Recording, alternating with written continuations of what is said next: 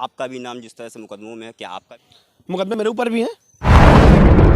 अरे मीडिया कर्मी जिनके ऊपर आपराधिक मामले दर्ज हैं, हमने उनकी भी सूची मांगी है। देखिए ये बिल्कुल गलत है। लिस्टिंग में जिनके खिलाफ एक से ज्यादा अपराध होंगे में से उनको एक अलग स्ट्रैटेजी के तहत हम डील करेंगे। जेसीबी को ट्रीट करने का इस तरह कोई भी अधिकार न संविधान ने दिया, न शासन ने, न प्रेस काउंसिल ऑफ इंडिया ने दिया। आप किसी के खिलाफ खबर चलाइए, अगले दिन वो आपके खिलाफ मुकदमा लिखा देगा और उसमें बाकायदा सह पुलिस की होती है। लेकिन दबाव नहीं बना पाएंगे, वो दबाव नहीं बना पाएंगे। पत्रकारिता किसी दबाव में नहीं होती। कानपुर कमिश्नरेट पुलिस के जेसीपी ने एक अभियान चलाया है जिस पर साफ तौर पर कहा गया है कि जिन पत्रकारों के ऊपर एक से अधिक मुकदमे दर्ज हैं उनकी बाकायदा सूची तैयार की जाएगी। सिर्फ इतना ही नहीं, इसी तरह अधिवक्ताओं और पुलिस की भी सूची तैयार की जाएगी। लेकिन बात यहाँ पत्रकारों की है तो कानपुर प्रेस क्लब के अध्यक्ष हमारे साथ हैं अवनीश दीक्षित, उनसे बात करते हैं कि किस तरह से इस अभियान को देखते हैं। देखिए, मुकदमे तो पत्रकारों में दर्ज होते हैं, होते रहेंगे। कि पत्रकार अपना काम करेगा, समाज में बुराइयां दूर करेगा तो मुकदमे दर्ज होंगे। लेकिन मुकदमा दर्ज होना ही किसी पत्रकार का अपराधी होना साबित नहीं करता है। मुकदमे मेरे ऊपर भी हैं, लिखाए गए, जांच की गई, दोषी पाया गया। पत्रकार जो हमारे साथी हैं उन पर भी मुकदमे हैं, एक नहीं कई दो तीन मुकदमे, चार पाँचों मुकदमे। लेकिन किसी पत्रकार मुकदमा दर्ज होना ये नहीं कहता कि वो अपराधी साबित हो गया। उसकी जांच हुई, जांच होने के बाद पत्रकारों को क्लीन चिट भी मिली और कई ऐसे मुकदमे भी हाल में दर्ज भी हुए जो हम पत्रकार दोषी नहीं थे लेकिन निर्दोष में लिखाए गए थे।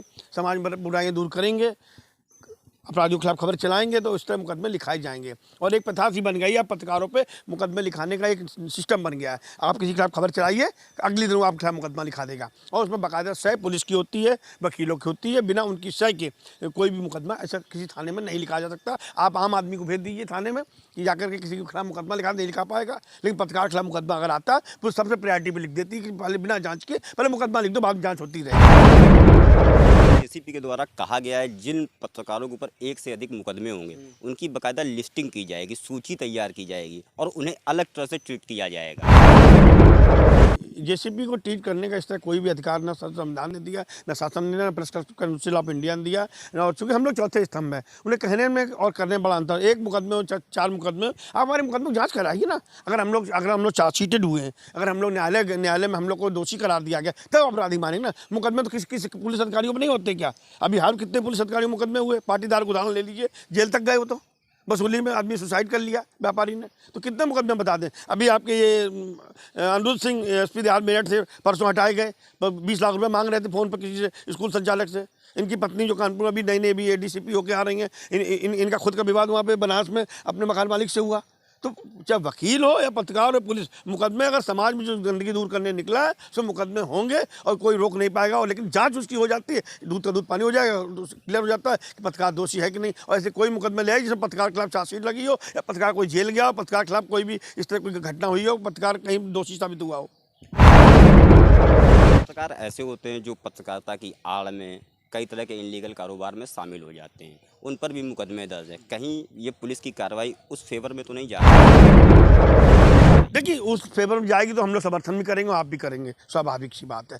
जो पत्रकार नहीं हैं, जो यूट्यूबर हैं और ट्विटर है, IGRS है, सूचना अधिकार से करके, आप अभी हाल में आप देखा हो कितने ऐसे शहर के अंदर, मैं खुल के कह रहा हूँ कि CA NRC के बवाल के बाद से एक व्यक्ति विशेष समाज के लोग एकदम से पत्रकार बने और सैकड़ों तादाद, हजारों तादाद में बन गए। हर घर में एक माइक ID है उनके पास, हर घर में। और सिर्फ क्या है, मिलते जुलते चैनल के नाम पे, मिलते जुलते अखबारों के नाम पे वो आइडिया लेके घूम के, चाहे वो KDA की बात करें, चाहे नगर निगम की बात करें, चाहे वो राष्ट्रीय विभाग की बात करें, चाहे ऐसे कोई विभाग, पुलिस विभाग हो, मेडिकल हो, कोई विभाग हो, तहसील हो, हर जगह घूम के वसूली कर रहे हैं, ब्लैकमेलिंग कर रहे हैं, उनकी शिकायतें बराबर आ रही हैं। तो ऐसे लोगों में कार्रवाई बनती है। लेकिन जो किसी संस्थान से जुड़े, बड़े अखबार से जुड़े, बड़े चैनल जुड़े, इनके खिलाफ अगर कोई तहरीर आती है तो मैं खुद भी कहूँगा कि CP हो या JCP हो, पहले जाँच कर ले, इसके बाद ही कोई FIR दर्ज करें।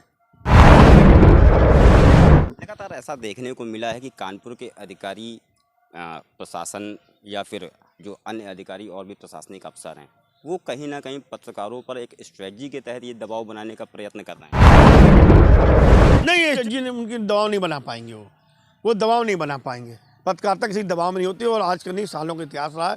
और ये कानपुर जो है पत्रकारों की मंडी कहलाता है। कानपुर का गणेश सिंह का विद्यार्थी मौलाना हर्षद मोहनी का शहर है। यहाँ दबाव बना के कोई काम नहीं होगा। अगर दबाव बनाने का काम किया जाएगा, हम पत्रकार सड़कों पर उतरने में देर नहीं लगाएंगे। उसके लिए चाहे जेल जाना पड़े, उसके तैयार बैठे हम लोग। तो जैसा कि आपने कहा कि आपके ऊपर भी मुकदमे लिखे गए, जांच भी कई मुकदमों में हो रही होगी या हो चुकी होगी, क्या रिजल्ट निकल के आया और क्या आपका अपना अनुभव है? देखिए, हमारे खिलाफ जो मुकदमे लिखे गए, ऐसे मुकदमे लिखे गए जिन वक्त लिखे गए मैं कानपुर में नहीं था और उसमें दिखाया गया मैं मौके पे था। कई मामले ऐसे आए जिसमें कहा गया कि हम किसी को फ़ोन धमकी दे रहे हैं, हम उस वक्त को जानते नहीं थे। और वो सब वजह क्या हुई कि जिसको मैंने फ़ोन कर दिया कि भैया ये आप खिलाफ खबर आई है, क्या मामला है, वो पलट के थाने पहुँच गया, मुकदमा लिखा दिया। तो मेरी यही रिक्वेस्ट है कि कोई भी पत्रकार खिलाफ मुकदमा आता है तो पहले उसकी जांच करा ली है। और शासन का भी नियम है कि किसी गैजेटेड अधिकारी से जांच कराने के बाद ही पुलिस पत्रकारों के खिलाफ मुकदमा लिख सकती है। न्यायालय का भी आदेश है। ये नहीं है कि चौकी इंचार्ज दरोगा जी गए और उनकी खुन्नस थी तो क्षेत्रीय पत्रकार थे, उन्होंने जाकर बिना जांच के मुकदमा लिख के भेज दिया। ये नहीं हो। जैसा कि कहा जा रहा है कि जिनके ऊपर एक से अधिक मुकदमे दर्ज हैं उनका लिस्टिंग में नाम रखा जाएगा। आपका भी नाम जिस तरह से मुकदमों में है, क्या आपका भी नाम रखा जाएगा और ये कितनी प्रक्रिया सही मानेंगे?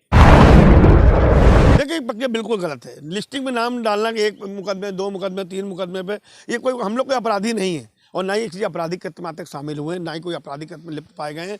जांच करें, जांच करने के बाद मुकदमे हमारे लोग के जो हैं आज के नहीं, हम लोग के 23 साल की नौकरी में अगर 3-4 मुकदमे होंगे वो भी जांच की गई, उसमें हम लोग को दोषी करार नहीं दिया गया, ना कोई हम लोग के खिलाफ कोई चार्जशीट न्यायालय में गई। तो ये मुकदमे मान्य नहीं करते, ना स्टैंड करते हैं। जो मुकदमे में चार्जशीटें गई सिर्फ उन मुकदमे को ही वो लिस्टिंग करें, ना कि मुकदमे लिख दिए उसमें लिस्टिंग कर दें। ये बिल्कुल गलत है। पुलिस के द्वारा की जा रही लिस्टिंग को लेकर अवनीश दीक्षित का साफ तौर पर कहना है कि ये पुलिस की अपनी मनमानी हो सकती है। हमने सभी थानों से सूची मांगी है कि ऐसे पुलिसकर्मी जिनके ऊपर आपराधिक मामले दर्ज हैं उनकी सूची हमें एक बार फिर से भेज दें ताकि सूची रिफ्रेश हो जाए। ट्रांसफ़र, पोस्टिंग और अन्य चीज़ों को और उनके खिलाफ जो मामले हैं लंबित, उसको एक्सपेडाइट करने में हमारे लिए वो आवश्यक है। इसी प्रकार हमने वो सभी अधिवक्ता जिनके ऊपर आपराधिक मामले दर्ज हैं, हमने उनकी भी सूची मांगी है, पहले भी ली थी, एक बार फिर से उसको रिफ्रेश और अपडेट कर रहे हैं। और ऐसे सभी हमारे मीडिया कर्मी जिनके ऊपर आपराधिक मामले दर्ज हैं, हमने उनकी भी सूची मांगी है। तो ये हमने सूची मांगी है और उसमें जिनके खिलाफ 1 से ज़्यादा अपराध होंगे, 8 अपराध, 10 अपराध, 12 अपराध, जो कि हीनियस क्राइम करने का अभ्यस्त अपराधी जो भी लोग होंगे इनमें से, उनको एक अलग स्ट्रैटेजी के तहत हम डील करेंगे ताकि इन सभी चीज़ों को भविष्य में रोका जा सके।